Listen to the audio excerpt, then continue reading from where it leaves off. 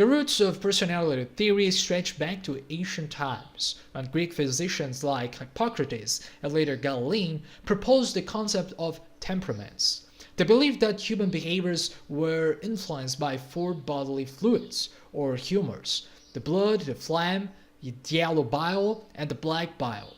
Each humor corresponds to a temperament: sanguine being optimistic and social, phlegmatic being calm and reserved, choleric being ambitious and leader-like, and melancholic being thoughtful and introspective. Though primitive, this idea laid the foundation for understanding personality difference throughout time.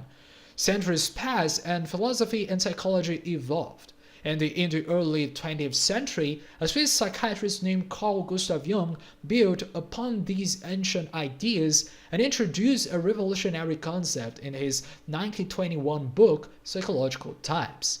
He rejected the idea that human personality could be reduced to a simple bodily fluids and instead focused on how people perceived the world and make decisions, that is, psychological or psychic, as he says. Carl Jung's concept of psychological types was not developed in isolation, although.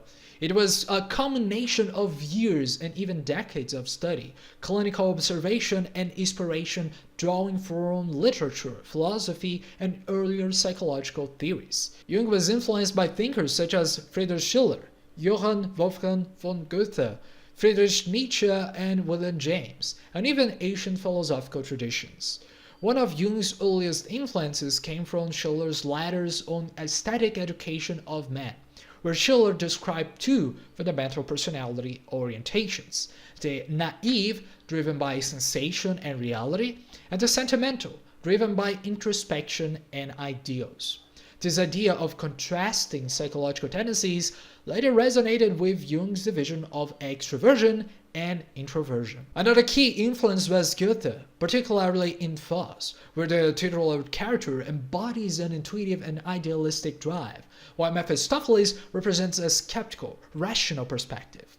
Jung saw in Goethe's work a dramatic representation of psychological opposites, a central theme in his own theory. Nietzsche also played a crucial role in shaping Jung's thoughts, particularly with his discussion of the Apollonian being rational, structured, and logical, and Dionysian being intuitive, emotional, and chaotic forces in the human nature. Jung later formalized them as thinking versus feeling and sensing versus intuition dichotomies. Now from William James, Jung drew inspiration regarding his different cognitive styles explored of tender-minded being more idealistic, religious, and intuitive versus the tough-minded being empirical, rational, and scientific. Jung even took notes from classical and medieval ideas such as Hippocrates' four temperaments that I've just mentioned, and their later adaptation in medieval psychology. While he did not directly base his types on these, he saw them as an early attempt to categorize these human differences. His clinical work also further shaped his ideas. Observing patients, colleagues, and even friends, Jung noticed these distinct ways that people approached life. And by 1921, he synthesized all of this in his seminal work that I've already said, The Psychological Types, formally introducing these 8 personality types based on extroversion and introversion and the 4 cognitive functions: the thinking, feeling, sensing, and intuition. Now, all of these lay the foundation for modern personality theory, influencing everything from the Myers-Briggs Type Indicator, or the MBTI, also known as the 16 personalities theory, but also the more scientific theories or models like the Big Five. In relation to MBTI, Jung's work fascinated two American researchers called Catherine Cook Briggs and her daughter, Isabel Briggs Myers, who wanted to create a system that would make Jung's theories more accessible and practical for everyday people. So during the World War II, Catherine and Isabel saw a necessity to help individuals find careers that suited their personal inclinations. So they expanded Jung's idea into a structured assessment called the Myers-Briggs Type Indicator, or MBTI.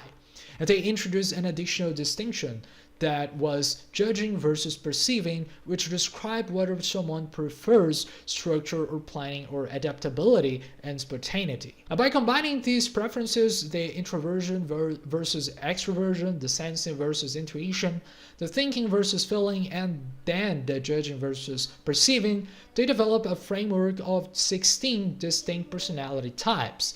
Each type was represented by a 4-letter code, such as INTJ, being introverted, intuitive, thinking, and judgment, or ESFP, being extroverted, sensing, feeling, and perceiving. The system quickly gained popularity, especially in business and psychology, as a tool for career guidance, team building, and self-awareness. Although some people may debate the scientific validity of the descriptions, there is a very strong correlation between the MBTI and the Big Five, which is a true scientific model. Although many people tend to make their own theories and hypotheses surrounding the 16 personalities, the Carl Jung's psychological types is a foundation for all of these theories, after all. Besides also having a great knowledge in Jungian theory, as you can see here, and in the cognitive functions model, I can help you not only discover your personality type, if necessary through ideographic methods, that is, without using tests or assessments, only dialogue,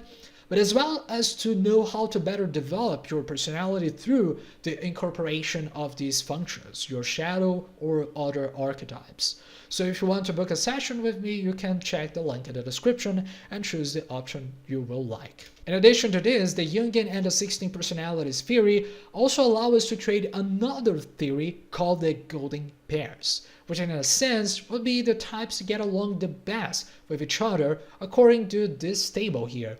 So let's check that out.